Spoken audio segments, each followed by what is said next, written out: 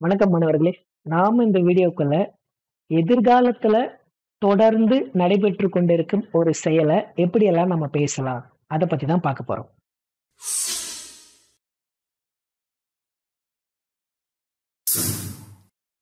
நான் முந்தின வீடியோல சொல்லியிருந்தேன், எதிர்காலத்துல நடக்கக்கூடிய நிகழ்வுகளை நம்ம சொல்றதுக்கு இந்த 9 மாடல்ஸை நாம பயன்படுத்தணும் அப்படின்னு சொல்லிட்டு.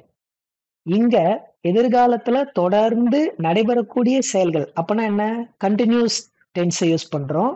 ஆனா எதிர்காலத்துல தொடர்ந்து நடைபெறுவதால ஃபியூச்சர் கண்டினியூஸ் டென்ஸை நம்ம யூஸ் பண்றோம். அப்ப நம்ம என்ன சார் பண்ணணும்? ரொம்ப ஈஸி. 9 மாடல்ஸ்ல ஏதாவது ஒரு மாடல் பிளஸ் பீன்ற இந்த ஹெல்பிங் வெர்பு கூட மெயின் வெர்பு கூட ஐஎன்ஜி சேர்த்துக்க போறோம். இந்த ஃபார்மேட்டை மைண்ட்ல வச்சுக்கோங்க. இதுதான் ரொம்ப ரொம்ப முக்கியம். இப்ப எப்படி சென்டென்ஸா பேசலாம் அப்படின்னு சொல்றேன் வாங்க.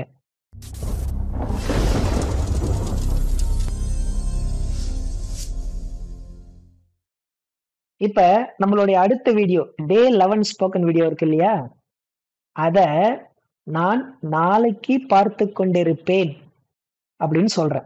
எப்படின்னு பாருங்க. டே 11 வீடியோவை நான் நாளைக்கு பார்த்து கொண்டிருப்பேன்.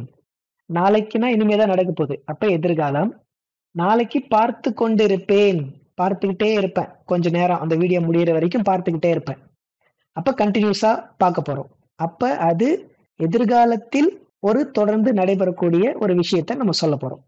அப்ப அதுதான் ஃபியூச்சர் கண்டினியூஸ் டென்ஸ். இப்ப எப்படி ஆங்கிலத்துல சொல்லலாம்னு சொல்றேன் பாருங்க.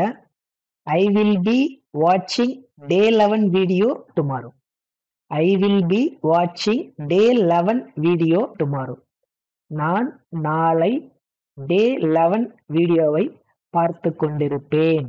புரியுதா? சரி, இப்ப ஸ்லைடு பாருங்க. நீங்க நாளைக்கு நைட்டு ஃபுல்லா தூங்கிட்டு இருப்பீங்க. அதை எப்படி சொல்லலாம்? அதேதான்.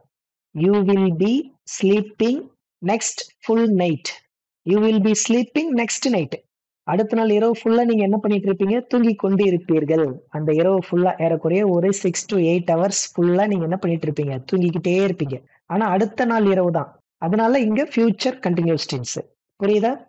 இப்ப அடுத்த வாரம் ஃபுல்லா நீங்க முழாண்டு தேர்வு எழுதி கொண்டிருப்பீர்கள். அந்த வாரம் ஃபுல்லா தமிழ், இங்கிலீஷ், மேக்ஸ், சயின்ஸ், சோசியல்னு எழுதிக்கிட்டே இருப்பீங்க. அதை எப்படி சொல்லலாம்? ஏதாவது ஒரு நேம் சொல்லலாமா? இந்த தேர்ட் பர்சன் சிங்குலர் சப்ஜெக்ட்ல மது will be writing exam next week. Madhu will be writing exam next week. அடுத்த வாரம் மது தேர்வு எழுதி கொண்டிருப்பாள். அடுத்த வாரம் ஃபுல்லா எழுதிட்டு இருப்பான்னு அர்த்தம். கேப் இருக்கும். ஆனா அந்த செயலானது அந்த வாரம் ஃபுல்லா தொடர்ந்து நடைபெறுகிறதுன்னு அர்த்தம். இப்ப ப்ளூரல்ல ஒரு சென்டென்ஸ் பாருங்களேன். எக்ஸாம் முடிஞ்சு லீவ் விடுறாங்க சம்மர்ல. இப்ப நாங்க எக்ஸாம் முடிஞ்சு லீவ் விட்டா நாங்க எல்லாம் கேம்ஸ் விளையாடி கொண்டு இருப்போம். எப்படி சொல்லலாம்? We may be playing games in summer. We may be playing games in summer. நாங்கள் கோடை காலத்தில் விளையாட்டுகள் விளையாடி கொண்டிருப்போம். நாங்கள் கோடை காலத்தில் அப்படின்னா வரப்போகின்ற கோடை காலத்தில்னு அர்த்தம். சம்மர்ல கோடை காலத்தில் விளையாட்டுகள் விளையாடி கொண்டிருப்போம். புரியுதா? இப்ப எதிர்காலத்துல கொஞ்ச நேரம் தொடர்ந்து நடைபெறக்கூடிய செயலை நாம ஃபியூச்சர் கண்டினியூஸ் டென்ஸ்ல சொல்லலாம். அதை சொல்லுகின்ற பொழுது நாம இந்த வெர்பு செட்டிங்கை மைண்ட்ல வச்சுக்கணும். அவ்வளவுதான். 9 மாடல்ஸ்ல ஒரு மாடல் பிளஸ் இந்த பீன்ற வெர்பு பிளஸ் மெயின் வெர்பு கூட ஐஎன்ஜி சேர்த்துக்கணும். சரிங்களா? சரி, ஓகே. இப்ப நம்ம வழக்கமா பண்ற பிராக்டிஸ பண்ணிடலாமா? என்ன பிராக்டிஸ்? அதேதான். நெகட்டிவ் சென்டென்ஸ், இன்ட்ராகேட்டிவ், எஸ்ல 1, நோல 1. இப்ப நான் முதல் சென்டென்ஸுக்கு மட்டும் சொல்லிடுறேன். மீதி எல்லாம் நீங்க தான் பிராக்டிஸ் பண்ணணும். சரியா? ஃபர்ஸ்ட் சென்டென்ஸ் பாருங்க. ஐ வில் பி வாட்சிங் டே 11 வீடியோ டுமாரோ. இதான ஃபர்ஸ்ட் சென்டென்ஸ். எப்படி நெகட்டிவா மாத்தலாம்? ஆக்சிலரி வெர்பு கூட ஒரு நாட் சேர்த்துடணும். அவ்வளவுதான். சொல்லுங்க பார்க்கலாம். அதேதான். ஐ வில் நாட் பி வாட்சிங் டே 11 வீடியோ ஆன் டுமாரோ. நான் நாளை டே 11 வீடியோ பார்த்து கொண்டிருக்க மாட்டேன். சரியா? கொஸ்டினா மாத்தனா will I be watching day 11 video tomorrow? நான் நாளைக்கு டே 11 வீடியோ பார்த்து கொண்டிருப்பேனா அப்படின்னு கேக்குறேன். பார்த்துட்டு இருந்தேன்னா எஸ் ஐ வில் பி வாட்சிங் டே 11 வீடியோ டுமாரோ. பார்க்கல சார், அதேதான். No, I will not be வாட்சிங் டே 11 வீடியோ டுமாரோ. எதுக்காக இந்த ஃபார்மேட்டை ப்ராக்டிஸ் பண்றேன்னா, அந்த சப்ஜெக்ட் வெர்ப் அக்ரிமெண்ட் அந்தந்த டென்ஸுக்கு சின்ன சின்னதா மாறும். அந்த பேட்டர்ன் உங்க மைண்ட்ல ஃபிக்ஸ் ஆகணுன்றதுக்காக தான். சரிங்களா? இப்ப ரிமைனிங் இருக்கிற 9 சென்டென்சஸ்க்கும் நீங்களே நம்மளுடைய பிராக்டிஸ் பேட்டர்னை பேசி பார்க்கணும், எழுதி பார்க்கணும்.